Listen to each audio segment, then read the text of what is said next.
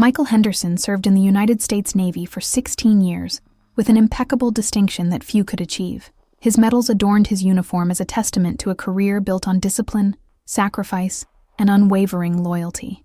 At 38, he had risen through the ranks through sheer determination, becoming one of the most respected officers at his naval base in Norfolk, Virginia. His reputation was that of a man who put duty above all else, who never questioned orders, and who inspired his subordinates by example. But behind the steely facade of the exemplary soldier, there was a man who carried the constant weight of distance and longing. Married to Rebecca for 12 years, Michael had built his life around two fundamental pillars that he believed to be inseparable. His devotion to his country and his devotion to his wife formed the central structure of his identity. Rebecca was a woman of classic beauty, with wavy brown hair that fell to her shoulders and green eyes that seemed to hold secrets. She worked as a nurse at the community hospital, a profession Michael had always admired for its compassion and dedication. They met at a mutual friend's birthday party, when Michael was on extended leave after a particularly difficult mission. The connection was instant, as if they had both been waiting for each other their whole lives. The wedding took place 6 months later, a simple but moving ceremony in a small chapel near the beach. Michael remembered how ethereal Rebecca looked in that simple white dress, how her voice trembled as she made her vows, how her eyes shone with tears of happiness. He promised to protect her, love her, and always be by her side, even knowing that his military career would make that last promise technically impossible. Prolonged absences were an integral part of the life he had chosen, and Rebecca always said she understood, that she was willing to endure the separations because she loved the man he was. The early years were filled with painful goodbyes and emotional reunions. Michael would leave for months-long missions, sometimes unable to reveal exactly where he was or when he would return. Rebecca waited patiently, keeping the house spotless, sending letters and emails full of love and encouragement. When he returned, the first few days were always magical, as if they were falling in love again. They would spend hours talking, making up for lost time, rediscovering each other's touch. Michael felt complete in those moments, convinced that he had found the right person to share this complex life with. But something began to subtly change over the years. Michael couldn't pinpoint exactly when, but Rebecca's welcome started to seem less effusive, her hugs less tight. She still smiled when he crossed the threshold, still kissed him, but there was a different quality to those gestures, as if they were performed out of obligation, rather than genuine impulse. He attributed it to the weariness of their lives, the natural strain of a marriage tested by constant absences. He tried to compensate by being more attentive when he was home, helping with household chores, planning romantic dinners, but the emotional distance persisted like an imperceptible shadow. Commander Richard Thornton was Michael's direct superior, a 45-year-old man with an even more impressive military career. Tall, with impeccable military posture and closely cropped gray hair, Thornton was known for his firm, but fair leadership. He had mentored Michael for the past 5 years, guiding him through promotions and complex situations. Michael deeply admired him, seeing in him the kind of officer he aspired to become.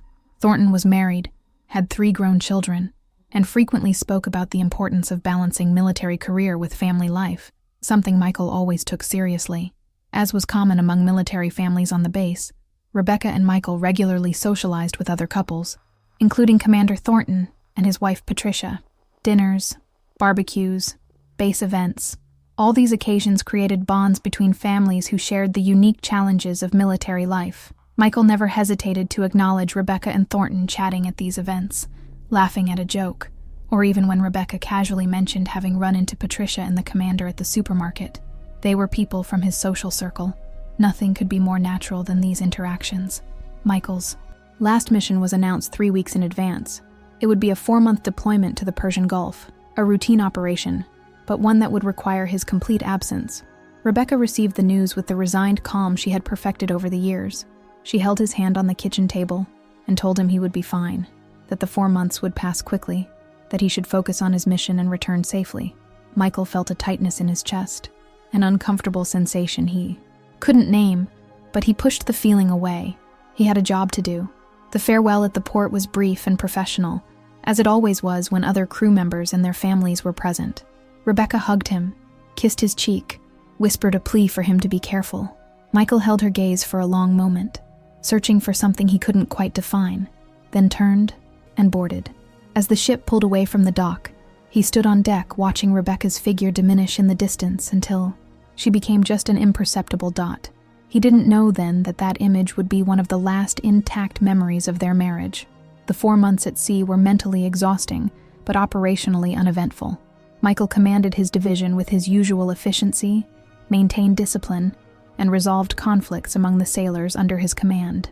In his free time, he wrote emails to Rebecca, telling her about his days on the ship and making plans for when he returned. She responded regularly, at first, with short but affectionate messages about her work at the hospital, how she was tending the garden, and small happenings at the base. But gradually the replies became less frequent and shorter, sometimes taking days to arrive. Michael tried not to worry, rationalizing that Rebecca was busy with her own work and life. He knew well the demands of the nursing profession, the long and unpredictable shifts. Still, an unease grew within him, a premonition he couldn't logically explain. He spoke with some of the married men in his unit, who laughed and said that all the wives got tired of writing after a few months of separation. It was normal, they assured him, part of the routine. Michael accepted this explanation because the alternative was to consider possibilities that his mind refused to process. In the 3rd month of the mission, Michael received unexpected news. The operation was concluding earlier than planned. Changes in the region's political circumstances meant his ship would be returning 3 weeks ahead of schedule. The news spread through the crew like wildfire, generating celebration and relief. Michael immediately wanted to call Rebecca, share the good news, but then a different idea took shape in his mind. He would decide to surprise her. He would arrive home unexpectedly, see the genuine joy on her face, perhaps rekindle the spark he felt was fading between them. He carefully kept the secret. He didn't send emails mentioning his early return. He didn't make phone calls. In the final days of the trip, Michael found himself anxious in a way he hadn't felt in years. He mentally planned how it would be, imagining Rebecca at home, perhaps preparing dinner or watching television, completely unaware. He would open the door, she would turn around, her eyes would widen in shock, and then she would run into his arms. It would be perfect, romantic, exactly what their marriage needed. The ship docked in Norfolk on a cloudy October afternoon. The disembarkation process took hours, with all the usual bureaucracy and security checks. Michael was impatient, barely able to concentrate on the procedures. Finally cleared, he grabbed his bag, declined offers of a ride from colleagues who invited him for a celebratory beer, and went straight to the parking lot where he had left his car. The dark blue Toyota Camry was exactly where he had left it months ago, covered with a thin layer of dust. He threw his bag into the back seat and began the 30-minute journey home. Throughout the journey, Michael felt a strange mix of excitement and nervousness. The familiar streets of Virginia Beach passed by the window, shops and restaurants he knew by heart. He stopped at a flower shop and bought a bouquet of white lilies, Rebecca's favorite flowers. The shop assistant commented that they were beautiful and asked if it was for a special occasion. Michael smiled and said it was a surprise for his wife. The woman wished him good luck with a warm smile, which he returned. It was 4:30 p.m. when Michael turned onto the quiet, tree-lined street where his house stood. It was a typical middle-class neighborhood, with well-maintained 2-story houses, manicured lawns, and mature trees shading the sidewalks. He had always loved that neighborhood, the sense of community, of normalcy. As he approached his house, a white colonial-style building with blue shutters that he and Rebecca had painted together years ago, he noticed a car parked in the driveway next to Rebecca's silver sedan, a gleaming, new, clearly expensive, black Lexus. Michael frowned slightly as he parked on the street in front of the house. Perhaps Rebecca had a friend visiting, or maybe it was someone from work. He didn't recognize the vehicle immediately, though something about it seemed vaguely familiar. He grabbed his bag and the flowers, locked the car, and walked along the cobblestone path to the front door. His heart was beating faster now, anticipation mixed. With an inexplicable pang of apprehension, he inserted the key into the lock, turning it slowly to maintain the element of surprise, and gently pushed the door open. The house was silent, no immediate sound of television or movement. Michael entered the entrance hall, carefully placing his bag on the floor. He held the flowers more firmly, preparing to call Rebecca's name, when he heard something that made his blood run cold. It was a sound coming from upstairs, muffled, but unmistakable. Low, intimate laughter, mixed with other noises he knew very well. His brain refused to process what he was hearing for a prolonged moment, desperately searching for alternative explanations that made sense. He climbed the stairs as if in a trance, each step seeming to take an eternity. The flowers were still in his hand, now squeezed so tightly that the stems began to break. The second-floor hallway stretched before him, and the sounds came unmistakably from the master bedroom, the room he and Rebecca shared, where they had slept side by side for 12 years. The door was ajar, a sliver of light falling into the dark hallway. Michael approached, each step deliberate, his military training taking over as his emotional mind disconnected as a protective mechanism. He pushed the door wide open, and the world as he knew it ceased to exist. In the bed he had helped choose, under the duvet Rebecca had insisted on buying because it matched the curtains, his wife was with another man, but not just any man. It was Commander Richard Thornton, his mentor, his superior, the man whose career he had admired and aspired to emulate. They were so engrossed in each other that it took them several seconds to notice his presence. When they finally did, time seemed to freeze in a grotesque tableau. Rebecca let out a sharp cry, pulling the sheets over herself in a futile gesture of modesty.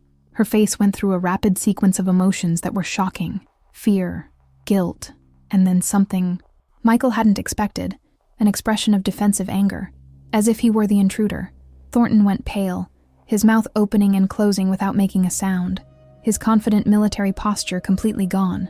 He rolled to his side, desperately searching for his clothes scattered on the floor. The room smelled of perfume, sweat, betrayal. Michael stood in the doorway for what could have been seconds or hours. The flowers slipped from his hand, falling onto the carpet in an explosion of white petals. He looked at Rebecca, searching her face for any sign of the woman he had married, but saw only a stranger. She opened her mouth to speak, but he raised his hand in a gesture of stopping. He didn't want to hear explanations, apologies, justifications. There were no words that could undo what his eyes had just witnessed. Thornton had managed to put on his trousers, and was now standing, his shirt still unbuttoned, revealing a bare chest that Michael suddenly realized he had never noticed, was beginning to sag. The commander opened his mouth, his voice hoarse and desperate, trying to begin a sentence that had no possible end. Michael finally moved, taking a step into the room, and Thornton instinctively recoiled, recognizing the danger in the body language of the man he had betrayed so deeply. Michael spoke for the first time, his voice surprisingly calm, almost clinical. He told Thornton to get dressed and leave his house immediately. He didn't shout, he didn't threaten, he simply stated a fact. Thornton hurried to obey, grabbing the rest of his clothes in frantic and clumsy movements. He tried to make eye contact with Michael as he passed through the door, perhaps searching for an opening to talk, to explain. But Michael looked right through him as if he were transparent. The commander descended the stairs quickly, and moments later the front door opened and closed, followed by the sound of an engine starting and tires screeching on the asphalt. Rebecca remained. In bed, the sheet still pulled up to her chin, tears now streaming freely down her face.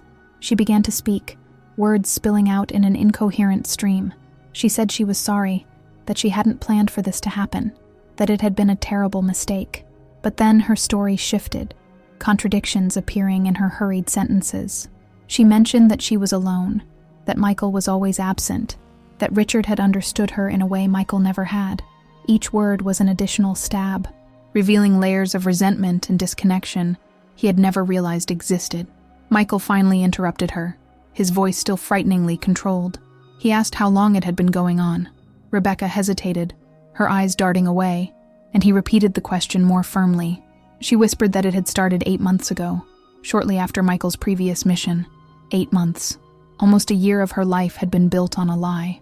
All those video calls, all those emails, all those declarations of love had been uttered while she was in the arms of another man, the man he respected and trusted more than anyone else. He asked if she loved him, Thornton.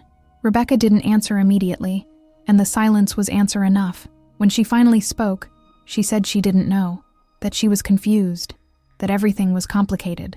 Michael nodded slowly, processing this information with the same methodical attention he would apply to a military briefing. He told her to get dressed, that they needed to talk properly, but that he couldn't be in the same room as her at that moment. He turned and left, descending the stairs in measured and precise steps.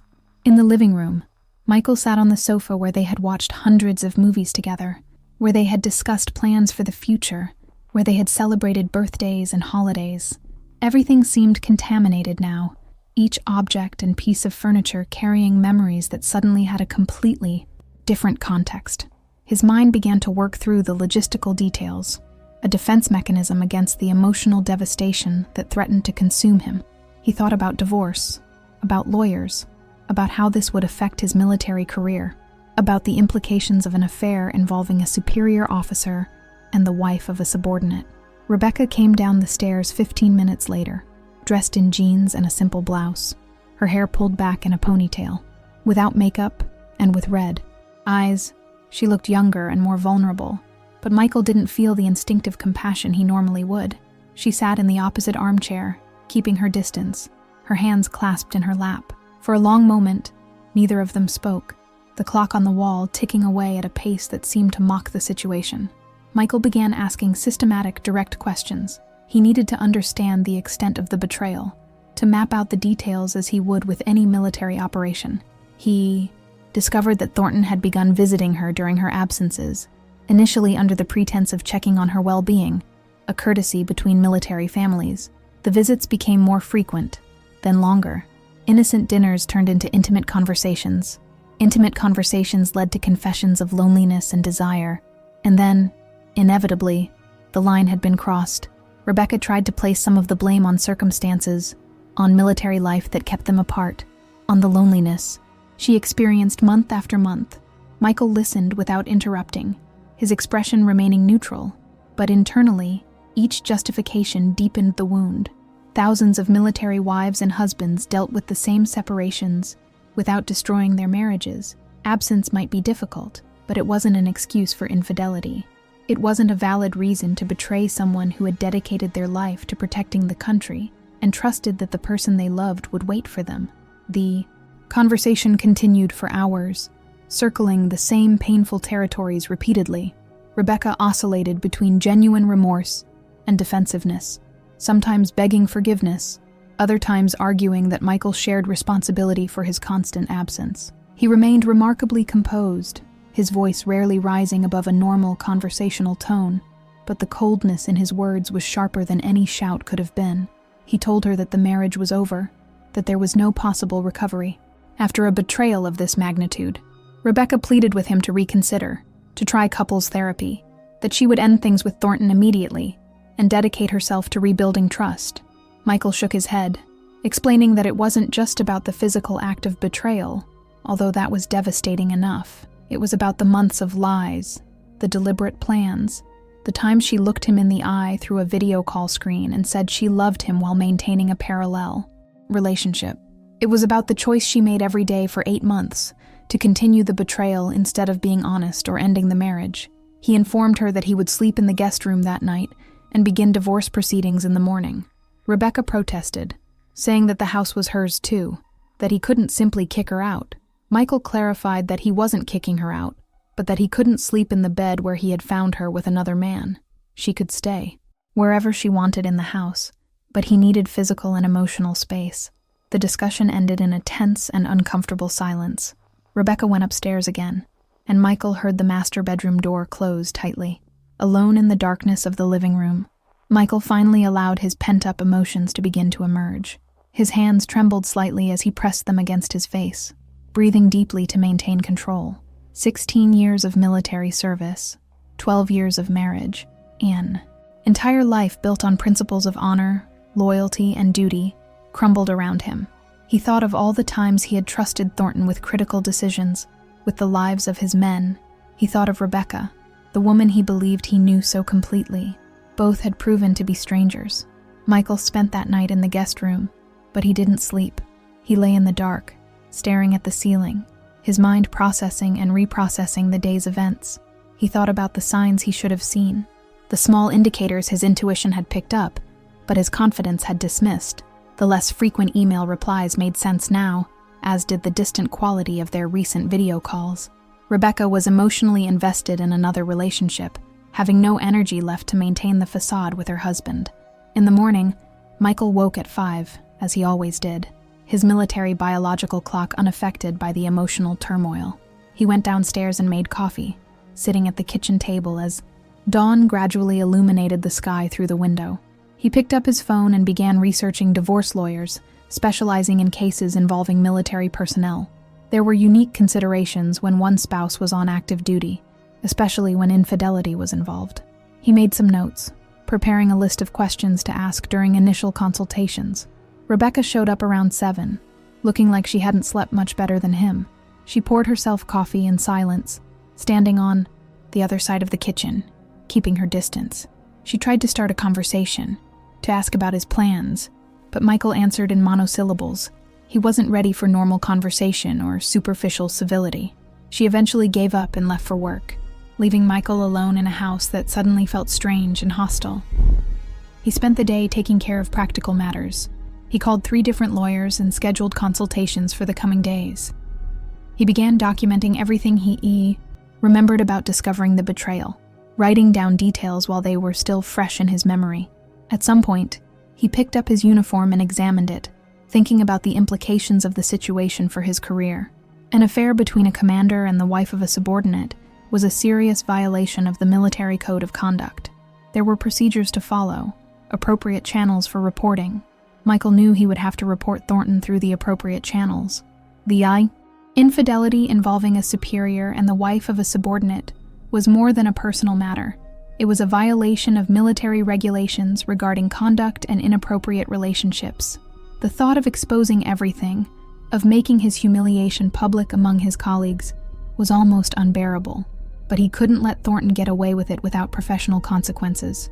The commander had abused his position, betraying the trust not only of Michael personally, but of the military system they had sworn to protect. Life in the following days took on a surreal quality. Michael and Rebecca existed in the same house but in completely separate worlds. They avoided each other most of the time, communicating only when absolutely necessary about practical matters.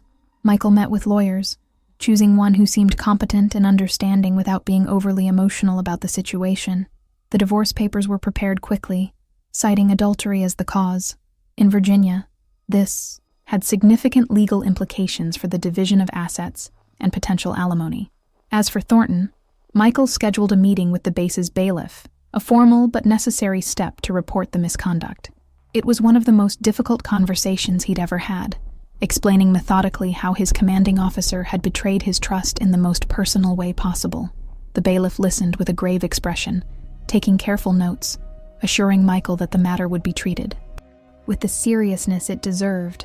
An investigation would be launched, Thornton would be questioned, and there would be appropriate consequences. The news spread quickly through the base. As always happened in closed military communities, Michael felt the stares of his colleagues, some supportive, others curious, some probably judging. He kept his head held high, performing his duties with the same professionalism as always, but internally, he was fragmented. Rebecca's betrayal was devastating, but Thornton's betrayal carried an additional weight. He was his mentor, someone who should have exemplified the military values of honor and integrity, but had revealed himself to be a hypocrite who put his own desires above everything else. The divorce proceedings moved forward with the impersonal efficiency of the legal system. Rebecca initially fought back, hiring her own lawyer and contesting some of the terms Michael proposed. But when confronted with clear evidence of adultery and witnesses who could corroborate the situation, she eventually agreed to a relatively quick settlement. The house would be sold, and the proceeds split, since both had contributed to the mortgage. There were no children to complicate custody, a bittersweet blessing that Michael now recognized. They had discussed having children several times, but Rebecca always insisted on waiting until the time was right, until circumstances were better, and now he understood that perhaps she had never truly wanted children with him. The military investigation into Thornton revealed other irregularities in his conduct beyond the affair with Rebecca. Apparently, this was not the first inappropriate relationship he had maintained. Evidence was discovered of at least one previous affair with another military wife under his command years ago, a situation that had been hushed up at the time due to Thornton's position and the victim's reluctance to pursue formal complaints. Armed with this additional information, The base command had no choice but to take serious action against someone who was corrupting the structure of trust and discipline within the military organization. Thornton was demoted after a formal hearing that Michael didn't attend, but read about in official reports. The commander was also transferred to another base, effectively ending his career in any significant leadership position. For someone who had built his identity around military authority and respect, it was a humiliating fall from grace. Michael felt no satisfaction from it, only a gray void, where previously there had been respect and admiration for his former mentor. Months passed in a haze of adjustments and rebuilding. The divorce was finalized in court in a brief, emotionless hearing, where Michael and Rebecca barely exchanged glances. The house was sold, and Michael found a small but functional apartment closer to home. He donated or discarded most of the shared furniture and items, wanting to start completely from scratch without constant reminders of the past. He kept only a few things: photos from before Rebecca, some family mementos, his books, and personal belongings. The healing process was slow and non-linear. There were days when Michael felt he was making progress, focusing on work, making plans for the future. Then something, a familiar smell, a song on the radio, a scene in a movie, would transport him back to that moment in the room, and the pain would return fresh and sharp. He began seeing a therapist provided through military mental health services, someone trained to deal with the specific traumas faced by military personnel. It was helpful to have a space to process not only the personal betrayal, but also how it had affected his identity and trust in institutions he considered sacred. Michael also began to rebuild his social life outside the married structure he had maintained for so long. He reconnected with single or divorced friends, accepted invitations to social events he had previously declined. There was a community of veterans and military personnel who understood precisely what he was going through, others who had experienced similar betrayals during deployments. Their stories, though varied in detail, shared common themes of broken trust and the struggle to regain a sense of normalcy. Michael's career, surprisingly, did not suffer as a result of the events. If anything, his superiors seemed to respect how he had handled an impossible situation with dignity and by following the appropriate channels. He continued to receive excellent evaluations, was considered for promotions, and his reputation among his peers remained intact. Some even expressed admiration for his strength in reporting Thornton, despite the personal embarrassment involved. The incident became a cautionary tale at the base about maintaining appropriate boundaries and the consequences of violating trust. He occasionally heard news about Rebecca through mutual acquaintances. She had left her job at the hospital shortly after the divorce, seemingly unable to cope with the stares and whispers from colleagues who knew the story. There were rumors that she had moved to another part of the country, starting over somewhere where no one knew her. Michael wasn't curious enough to check the details. She had made her choices, and now lived with the consequences, just as he lived with his. As for Thornton, Michael never knew what happened to him. After the transfer, there was no desire to follow up or seek updates. The man he once admired no longer existed, if he ever truly did. It was possible Thornton had always been a fraud, skilled at projecting an image of integrity while operating under a completely different moral code. Michael chose to believe he had learned valuable lessons about trusting appearances and never assuming someone is who they claim to be, simply because they wear a uniform or carry an impressive title. A year after that devastating afternoon, Michael found himself in a strangely stable position. He wasn't happy in the traditional sense, but he had achieved a functional peace with his new reality. The sharp pain of betrayal had transformed into a permanent scar, something he would always carry but that no longer dominated his waking moments. He had learned to trust selectively again, to distinguish between healthy vulnerability and dangerous naivete. His friendships were deeper, his connections more authentic, because he no longer operated under the illusion that loyalty was guaranteed only by shared history or verbal promises. Michael seriously considered whether to continue his military career. The institution to which he had dedicated more than half his life now carried painful associations. But eventually, he decided that leaving would allow Thornton and Rebecca to steal even more from him than they already had. He loved the service, the men and women he served with, the sense of purpose that came from protecting something greater than himself. He wouldn't allow two corrupt individuals to tarnish his relationship with it. He requested and received a transfer to a different base, a fresh start in a place where history didn't haunt him at every turn. At his new base, Michael gradually built a new reputation, a new network of colleagues who knew him simply as the competent and dedicated officer he was. He dated casually a few times, but wasn't ready for anything serious. The idea of trusting someone in that way again seemed simultaneously essential to his humanity and impossible to imagine. He focused on work, on hobbies he had neglected during his marriage, on personal growth and emotional self-sufficiency. There was a freedom in living for himself, without the constant worry of maintaining a relationship through distance and absences. 3 years after that day that changed everything, Michael was serving on an international humanitarian mission when he received an unexpected email. It was from Rebecca. The subject line simply read, "I'm sorry," and he stared at it for several minutes before deciding to open it. The message was long, a detailed confession of regret, and an attempt to explain his actions from a perspective years in the making. She didn't ask for forgiveness, didn't suggest reconciliation, only said that she needed him to know that she carried the guilt for what she had done, and understood that she had destroyed something precious for reasons she herself was still trying to fully comprehend. She wished him happiness and peace, and said he deserved both after everything he had endured. Michael read the email 3 times, processing the complex feelings it evoked. There was a time when such a message would have reopened poorly healed wounds, but now he felt mostly a distant sadness for the waste of it all, for the unnecessary pain caused. He replied briefly, thanking her for reaching out but making it clear that he had moved on and hoped she had found peace as well. There was no anger in his response, only the recognition that they were both different people now, shaped by experiences that could never be undone. He deleted the email after sending his reply and went back to work. There was a meeting in 20 minutes about the distribution of medical supplies to a remote village, and he needed to review the logistics documents. His life was now filled with concrete tasks, problems that could be solved through careful planning and diligent execution. It was a meaningful existence, even without the romanticism he once imagined essential for fulfillment. Michael Henderson had survived one of the greatest betrayals imaginable, and emerged on the other side, not unscathed, but whole in a different and perhaps more resilient way. And for now, that was enough.